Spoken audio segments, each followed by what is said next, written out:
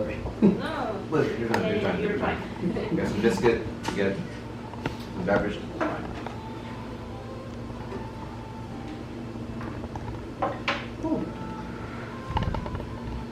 Shall we move on? Sure. Next one. Defenses.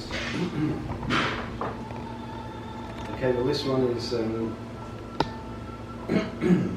3 clear stanzas, isn't it? So if we know how we're doing this one, is that right?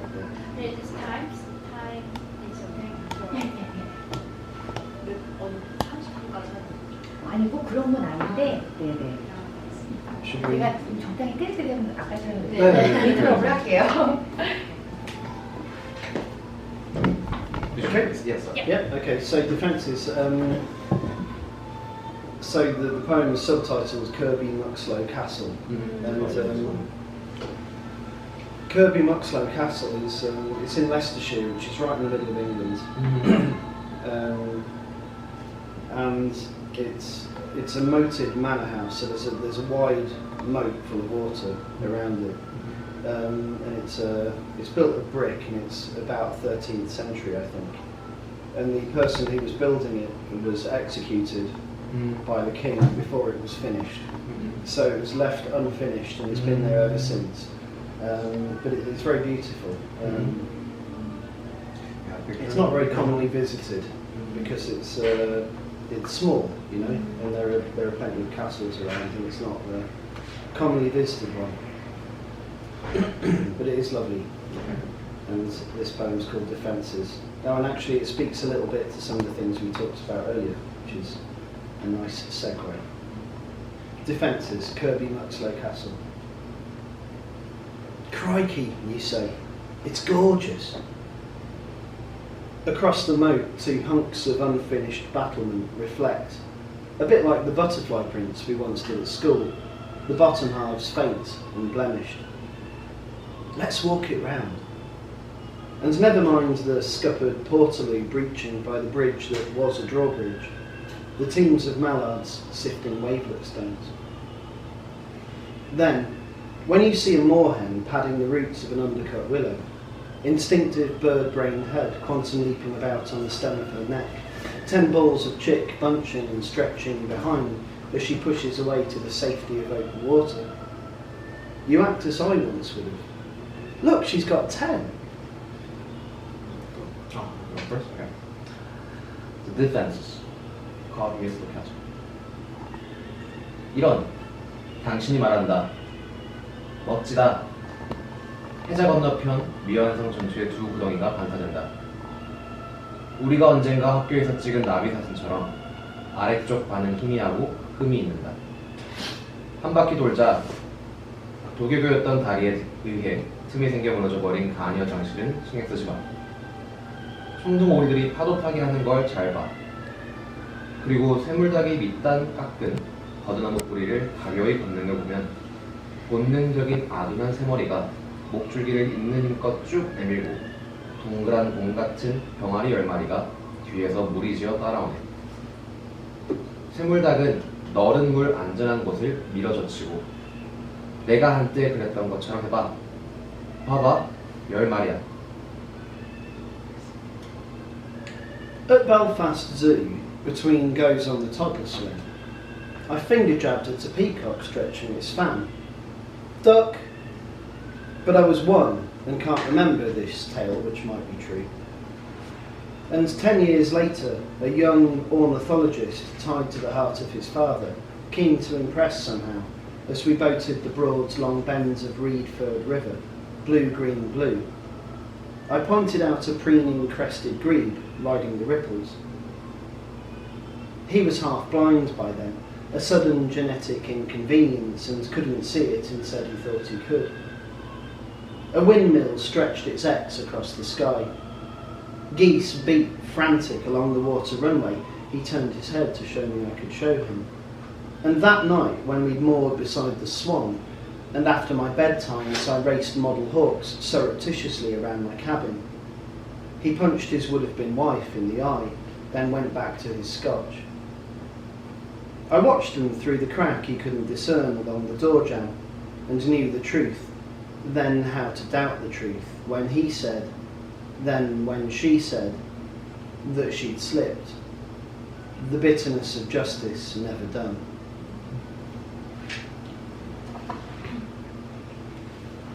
벨파스트 동물원에서 아기 그네 위에서 왔다 갔다 하며 나는 부채를 뻗고 있는 공작새를 손으로 가리켰다. 우리다!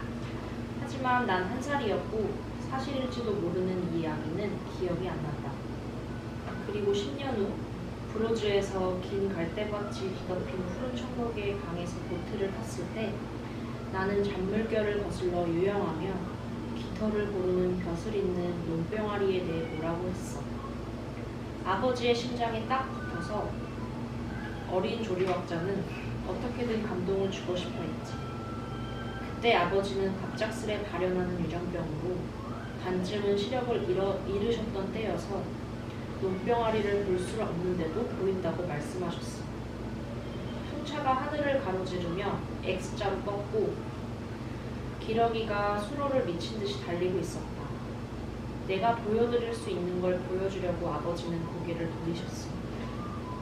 그날 밤 우리가 수안 옆에 정박했을 때 그리고 내가 잠들 시간이 지나 나의 오두막 주위에서 아무도 모르게 모델 폭스처럼 달리고 있을 때 그는 아내가 되었을지 모르는 아내의 눈을 주먹으로 때렸다.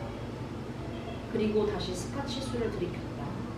나는 문설주를 따라 아버지가 분간할 수 없는 틈 사이로 그들을 다 지켜보았고 진실을 알게 되었다.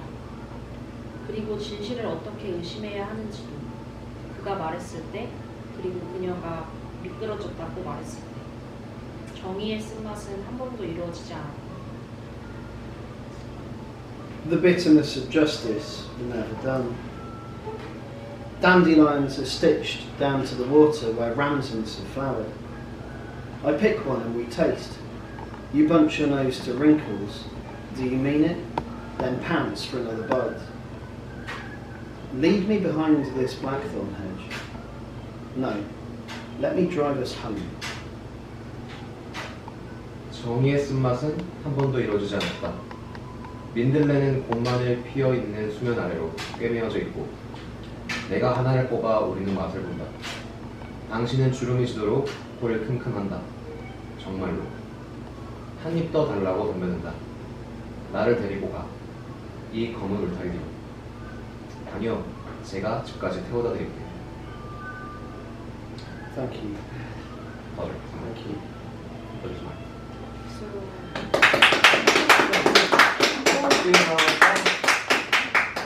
Again, I'm sure it was a wonderful translation, and I'm sure you read it wonderfully. A couple of things I should have said actually. Again, and they're things that would be known, I think, to everyone at home, but there's no reason why you'd know them here. The Broads is one of our national parks, and it's a network of rivers with lakes near them in Norfolk. It's very flat actually, and the Broads were often in prehistoric times were dug originally, but now they've become lakes. So there are these lakes often in woodlands with nice villages around them, and a network of sort of, well, you can't really have rivers in a network, can you? But certainly a sort of several branches of river. The Swan is quite a common pub name, and especially in somewhere near a river, of course, makes sense, right? And ramsons it's wild garlic.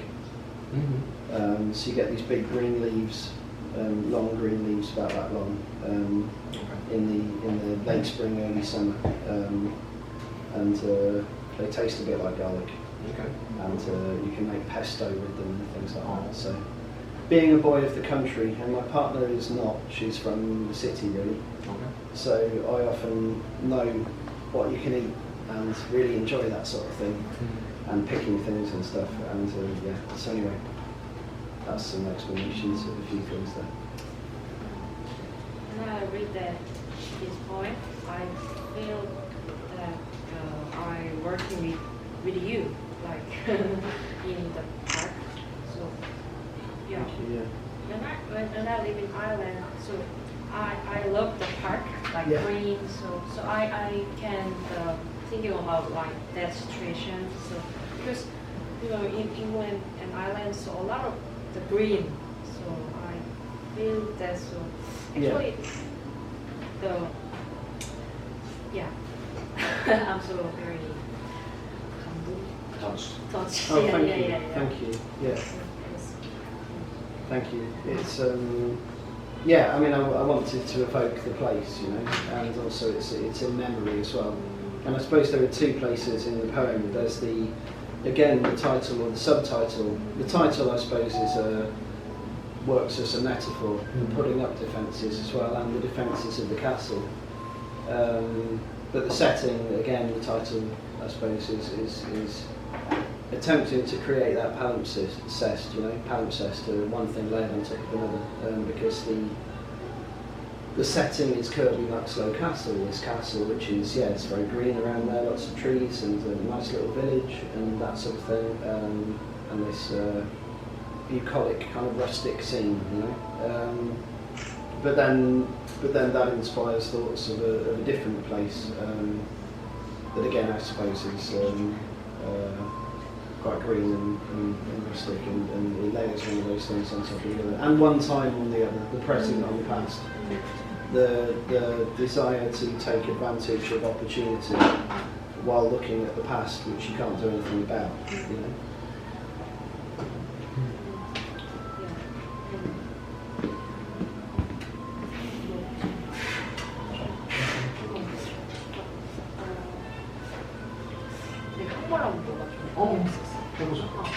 I speak the Korean and he translates. 그러니까 나도 글을 쓸 때 이게 글을 쓴다는 게 어쨌든 내 이야기를 쓰는 거고, 뭔가 내 기억 속에 기억에 있는 것들을 끄집어내야 될 때가 많은데, 사실 그게 되게 쉬운 것만은 아닌 것 같은 게, 그러니까 내 상처들을 다 이렇게 직면했을 때 뭔가 더 써지는 것들이 있는데, 그런 게 좀 그러니까 시에서 되게 그런 게 느껴졌던 것 같아요. 뭔가 지금 이런 평화로운 상황에서도 뭔가 옛 기억의 어떤 그런 연결고리를 찾아서 아까 말했던 커넥션 같은 거. 그래서 그런 것들이 이 시를 쓰고 되게 뭔가, 그러니까 그렇게 토해내면서 스스로 되게 치유를 할 수 있는, 여러 번 또 있고, 그래서 이거 언제 썼는지 잘 모르겠지만 그게 좀 궁금하다. 그때 당시에는 그런 감정이어서 그렇게 쓰고 나서 이런 작품을 토해냈을 때 좀 괜찮아지는 것들이 있는지.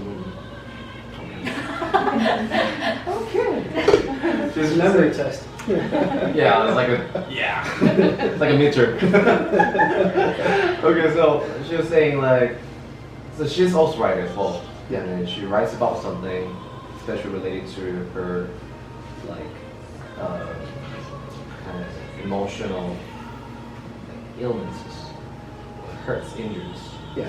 And then she felt the same, that you write it down about your injuries, emotional injuries or heartbreaking moments.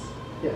And then she was just curious, even in these peaceful moments, when you write it down, and then you're facing against your personal experiences. Yeah. So do you feel you got healed, or you got recovered, or it's just better? You know, writing poems is never going to cure the way you feel about something. It doesn't really work like that. But again, another quotation that I come back to: "How do I know what I think till I see what I say?" You know, when you really try to get inside something by writing about it, you're striving for what you really mean, what you really feel. And I think that is a very important process. And I mean, my friends.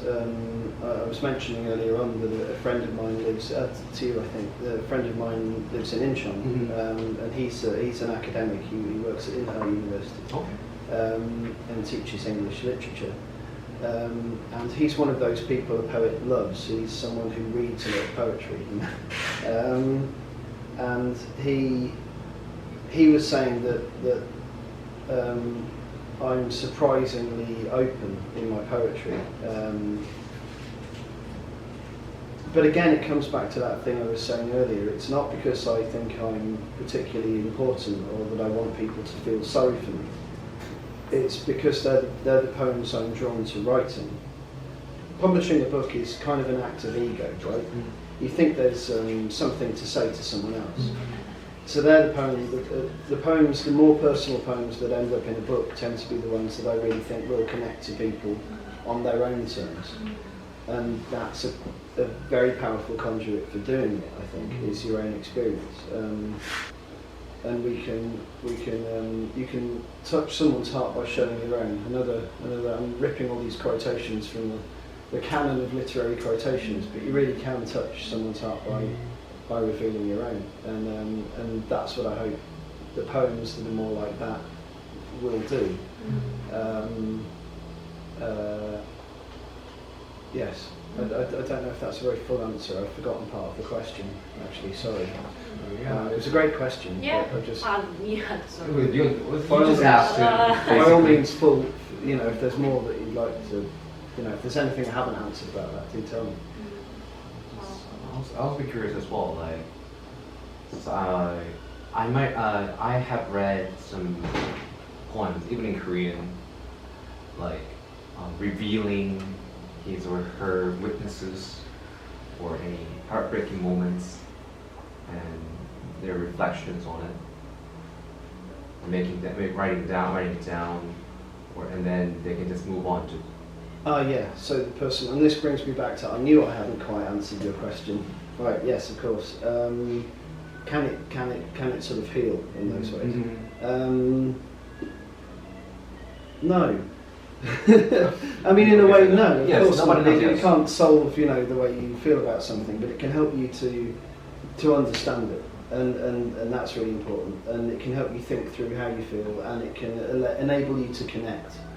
And the feeling of connecting with someone else, and them understanding, experiencing, understanding, coming to the same emotions through something you've written is a very powerful thing. It makes us feel connected. There's, I think it's a quotation that I often come back to, but Rainer Maria Rilke, in his letters to a young poet, which are wonderful and worth reading, he says that always in the deepest and most important matters we are unspeakably alone. There's another thought for the day. That's not very happy, is it? But we're our own universe, right? But we can connect with each other, and through the intensity of poetry, which is probably in a sense the most intense of the language arts, because they're shaped into small packages, right? With that intensity of language, if you can touch someone's heart by showing your own, then yeah, you can feel that great sense of connection. And I do think that writing can really help people understand themselves. In a sense, therapy is about talking, isn't it? It's not really about being told what to do. It's about being able to talk and think through your emotions by talking. And in a sense, writing a poem can therefore be therapeutic.